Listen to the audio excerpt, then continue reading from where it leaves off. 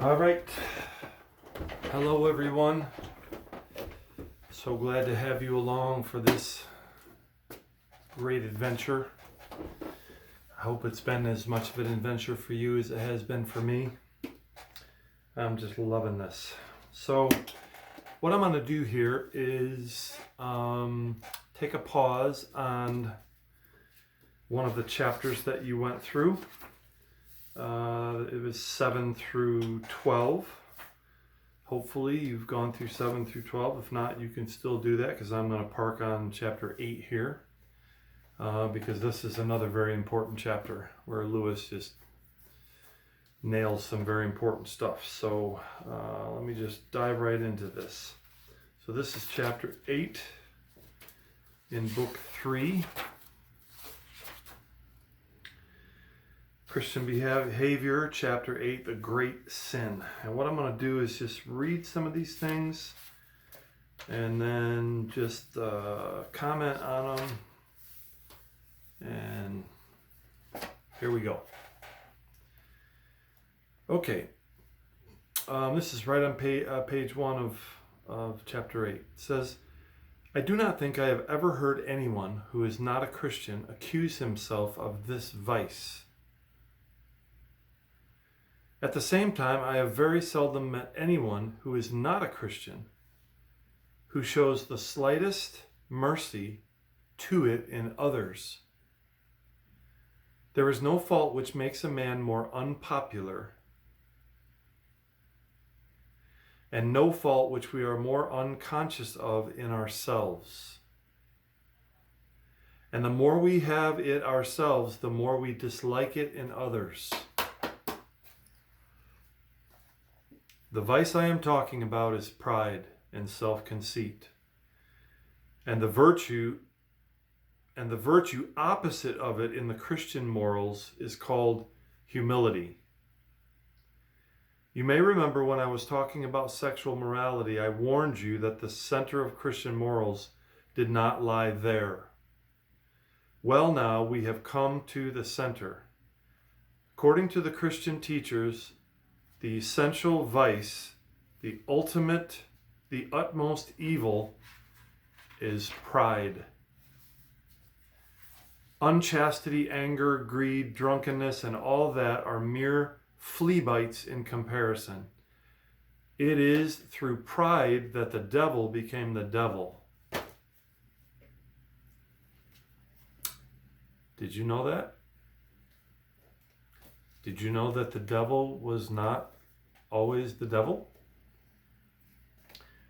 Did you know he was a created angel who was very good?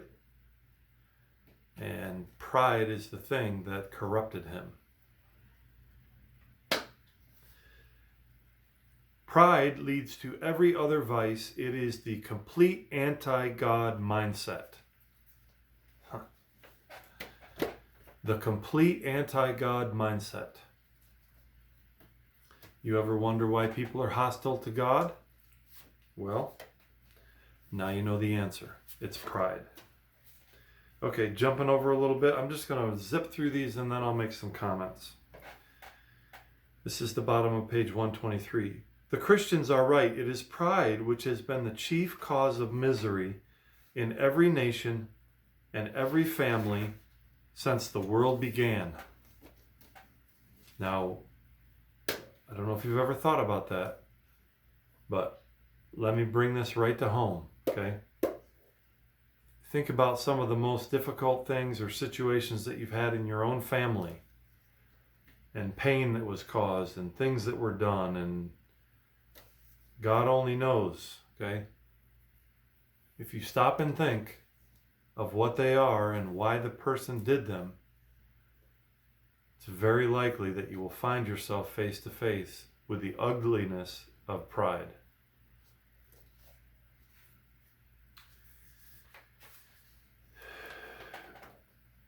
In God, we come up against something which is in every respect immeasurably superior to yourself. In God, you come up against something which is in every respect immeasurably superior to yourself. Unless you know God as that, and therefore you know yourself as nothing in comparison, you do not know God at all. As long as you are proud, you cannot know God.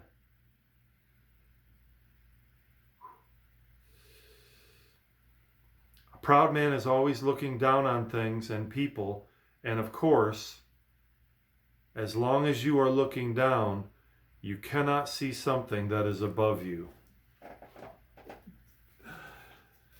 Now, I have to say this because I'm going to let the cat out of the bag, okay? The cat being my ultimate hope in doing this whole blog thing is that somebody will come to know God. That's my whole motive for doing it. When I read this, I realized why it is one of the most influential Christian books, definitely of my lifetime. And obviously it happened before, because Lewis died 3 years before I was born. He died in 1963, I believe it was. But when I read this, I realized, I understood why it's such a popular book and why it's still in print. Because for those who are willing to go there, it brings you face to face with God, and that's where we're heading. And Lewis does a beautiful job of that.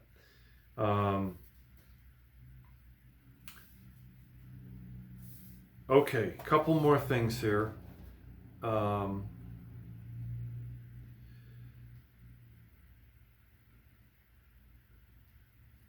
For pride is spiritual cancer. It eats up the very possibility of love or contentment or even common sense. And I know that might be ouch.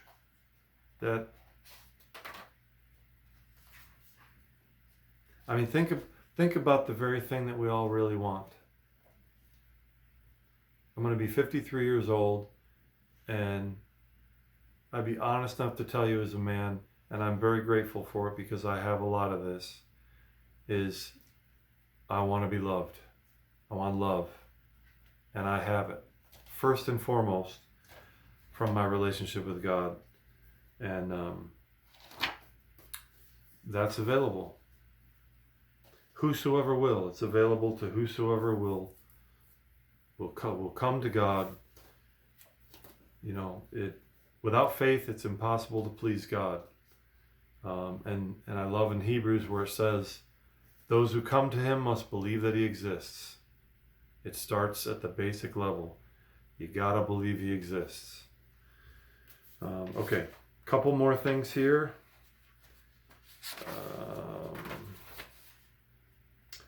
All right. We must not think pride is something God forbids because he is offended at it, or that humility is something he demands as due to his own dignity, as if God himself was proud. He is not the least worried about his dignity. The point is, he wants you to know him, wants to give you himself. And he and you are two things of such a kind that if you really get into any kind of touch with him, you will, in fact, be humble, delightedly humble, feeling the infinite relief of having for once got rid of all the silly nonsense about your own dignity, which has made you restless and unhappy all of your life. I love that. I love that. I love that. Lewis is a logical and a spiritual surgeon. Okay? Humility will happen if you really get to know God. Okay? When you really get to know God, humility will be the result. And it doesn't mean we can't still be prone to pride, even as Christians, because if you know, some Christians are full of pride. And he actually addresses that, which I didn't go through that part of it, but you know, just because we're a Christian doesn't mean we can't be proud. But he nails this, is that humility is a result of knowing God. Because when you see yourself in light of God and how great he is, humility will be the result. He is trying to make you humble in order to make that moment possible. What moment? The moment that you come to know him, that you really know God, you experience God and you know him for yourself. Trying to take off a lot of silly, ugly, fancy dress in which we have all got ourselves up and are strutting about like the little idiots we are. Love it. I wish I had got a bit further with humility myself. If I had, I could probably tell you more about the relief, the comfort, or the fancy dress off, getting rid of the false self with all its look at me and aren't I a good boy and all the posing and posturing, to even get near it. Hear this. To even get near it, even for a moment, is like a drink of cold water to a man in a desert. Oh, this stuff is so good. This stuff is so good.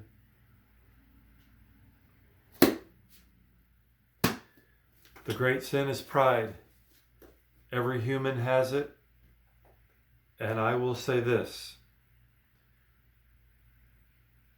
Well, let me ask this question, okay?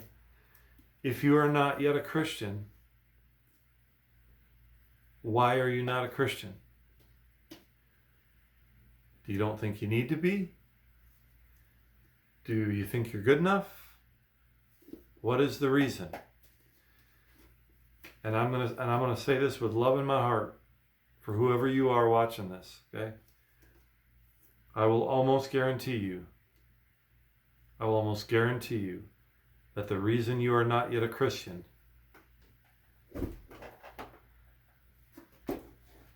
come on, don't do that to me now. Great. There it is. Is this right here. Pride. Remember the story I told about someone drowning in the ocean? If I handed you a life jacket in a normal situation, you would look at me funny. But if I threw you a life jacket in the middle of the ocean, you would be the most grateful person in the world to me. And that is the heart of what I'm doing here. I'm throwing you a life jacket. And we're going to go in much deeper as to who that life jacket is, because he has a name. And so there's chapter 8. I'm going to do one more on this because the Charity, Hope, and 2 chapters on faith, a lot of good stuff in there. So I'm going to do one more on that. And then we'll keep going, and we're almost to book 4. And probably I'm going to take at least 2 on that too. So we're getting closer. We're getting higher and closer to the end. So thank you so much. I'm so glad you're along for the ride. And I love you. God bless you.